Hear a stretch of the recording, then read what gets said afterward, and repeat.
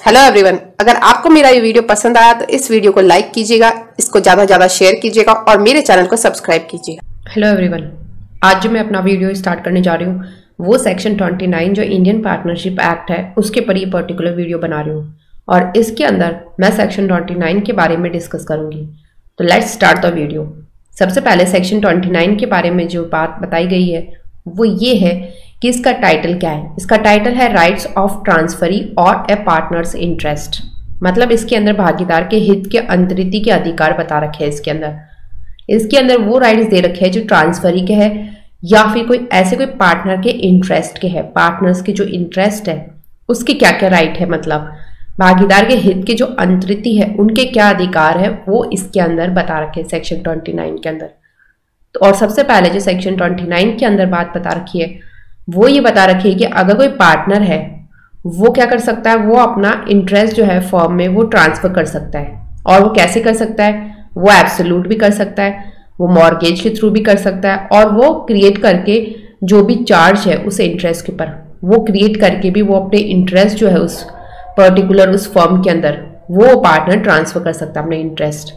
मतलब कि किसी भी भागीदार द्वारा अपने जो फर्म में अपने जो उसका हित है उसका आंतरिक रूप से या फिर बंधक द्वारा या फिर ऐसे हित पर अपने द्वारा किसी भार के सृजन द्वारा वो अपना इंटरेस्ट ट्रांसफर कर सकता है पार्टनर। इन तीन चीजों से वो क्या कर सकता है, अपना इंटरेस्ट ट्रांसफर कर सकता है। और फिर उसके बाद में जो नेक्स्ट जो इसमें बात बताई गई है वो ये है जब फर्म का कंटिन्यूएंस होता है उस समय ये सारी चीजें इंटाइटल नहीं है ट्रांसफरी करने के लिए। इसके अंदर तीन चीजें बता रखी है। सबसे पहली है कि वो इंटरफेयर नहीं कर सकता कंडक्ट ऑफ बिजनेस के अंदर।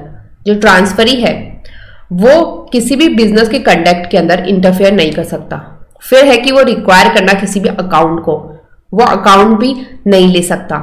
फिर उसके बाद में ये है तीसरा कि वो इंस्पेक्ट नहीं कर सकता जो भी उस बुक्स है फर्म की उनको। मतलब कि यहाँ पर ये बात बता रखी है कि अंतरण जो है उसका जो अंतरिति है वो फर्म को चालू रहने तक उसके पास में यह हक नहीं देता उसको कि वह फर्म के कारोबार के संचालन में हस्तक्षेप करे और उसके बाद में या फिर फर्म की बहियों का निरीक्षण करे। ये भी उसके पास में पावर नहीं है कि ये ना वो क्या नहीं कर सकता, वो उसकी जो बहिया उनका निरीक्षण नहीं कर सकता वो, और उसका जो भी हस्तक्षेप नहीं कर सकता किसी भी फर्म के कारोबार में, वो ये नहीं कर सकता। ये उसके पास पावर नहीं है। और ना ही उसके पास में पावर है कि वो अकाउंट ले, रिक्वायर करे अकाउंट्स को। ये तीनों चीजें जो है वो इंटाइटल नहीं है करने के लिए ट्रांसफरी जब वो फर्म का कंटिन्यूएंस रहता है उस समय, फर्म के जो चालू रह रही है फर्म उस समय ये काम करने का उसके पास में किसी भी तरीके का अंतरण जो है अंतरिति को फर्म के चालू रहने तक ये हक नहीं देता कि वो ये तीन काम करे। फिर उसके बाद में ये इंटाइटल करता है ट्रांसफरी को। इसमें बता रखा है कि क्या मतलब इंटाइटल है ट्रांसफरी करने के लिए। ट्रांसफरी दो चीजें करने के लिए इंटाइटल है। सबसे पहले ये है कि वो रिसीव कर सकता है जो भी शेयर है प्रॉफिट का, उस ट्रांसफरिंग जो पार्टनर है उस ट्रांसफरिंग पार्टनर का जो भी शेयर है प्रॉफिट का वो ये ट्रांसफरी ले सकता है। उसके बाद में तो दूसरा है वो ये है कि वो एक्सेप्ट कर सकता है अकाउंट्स जो भी प्रॉफिट के है जो पार्टनर्स ने एग्री किए, उन सारे अकाउंट्स को वो एक्सेप्ट कर सकता है ट्रांसफरी। मतलब कि वो ये जो अंतरिति है वो क्या कर सकता है, वो उसके पास में ये हक है कि वो अंतरक जो भागीदार है उसका जो लाभ है, उनके जो लाभों है उनका वो अंश प्राप्त करे और भागीदारों द्वारा जो भी माना गया कोई लाभों का लेखा है वो भी अंतरिति प्रतिकृत करेगा, वो भी मतलब वो ले सकता है। ये सारे इसके पास में ये दो चीजें करने के लिए ये ट्रांसफरी इंटाइटल है। पहली तो ये कि वो जो भी प्रॉफिट है उसका शेयर ले सकता है, उस ट्रांसफरिंग जो पार्टनर है उसका जो प्रॉफिट है उसका ये ट्रांसफरी शेयर ले सकता है और वो अकाउंट को भी एक्सेप्ट कर सकता है जो भी प्रॉफिट के हैं उनको जो एग्री किए हैं उन पार्टनर्स ने, उन सारे अकाउंट्स को वो एक्सेप्ट कर सकता है। ये दो चीजें वो कर सकता है जो ट्रांसफरी है वो। फिर उसके बाद में इसका जो सेकेंड पॉइंट है वो ये बात करता है कि अगर फर्म डिसॉल्व हो जाती है या फिर अगर ट्रांसफरिंग जो पार्टनर है वो पार्टनर नहीं रहता तो जो ट्रांसफरी है वो इंटाइटल है बाकी जो पार्टनर्स है उनके अगेंस्ट में, जो रिमेनिंग पार्टनर्स है उनके अगेंस्ट में ट्रांसफरी क्या है वो इंटाइटल है। और वो किस चीज के लिए इंटाइटल है, इसमें दो चीजें बता रखी है। कि वो रिसीव कर सकता है जो भी शेयर है एसेट्स का उस फर्म के, जिसके भी वो ट्रांसफरिंग पार्टनर इंटाइटल है, वो सारे शेयर उन एसेट्स के जो है वो रिसीव कर सकता है। वो ये इस काम मतलब ये कर सकता है, इसके पास में ये करने के लिए एक तरीके से इंटाइटल है ट्रांसफरी, कि वो जो भी शेयर है एसेट्स का उस फर्म के वो रिसीव कर सकता है, जो वो ट्रांसफरिंग पार्टनर इंटाइटल था रिसीव करने के लिए।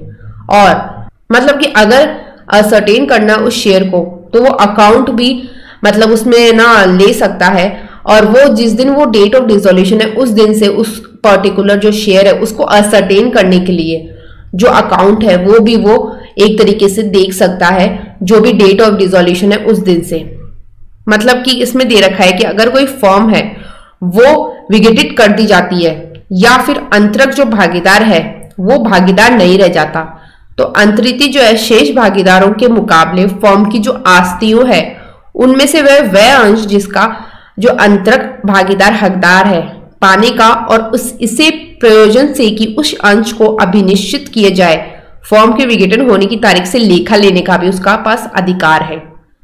और मतलब ये दो चीजें जो है वो ट्रांसफरी करने के लिए इंटाइटल है बाकी पार्टनर जो है उनके अगेंस्ट में, अगर फर्म या तो डिसॉल्व हो जाती है या फिर ट्रांसफरिंग पार्टनर जो है वो अब पार्टनर नहीं रहता, तो उस केस में एक तो वो क्या कर सकता है, वो शेयर ले सकता है एसेट्स का उस फर्म के जिसके भी वो ट्रांसफरिंग पार्टनर इंटाइटल था लेने के लिए, वो सारे शेयर ले सकता है, वो रिसीव कर सकता है ट्रांसफरी।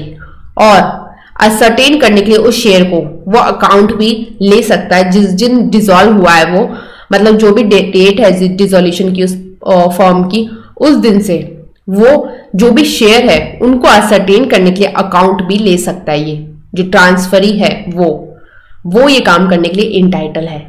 तो इस पर्टिकुलर जो ये सेक्शन 29 है इसके अंदर हमने इनके बारे में बात की, और बेसिकली इसके अंदर जो है राइट ऑफ ट्रांसफरी के बारे में बात की गई है, मतलब जिसको भी वो भागीदार के हित किसको अंतरित कर रहे हैं उस अंतरिति के अधिकार है इसके अंदर।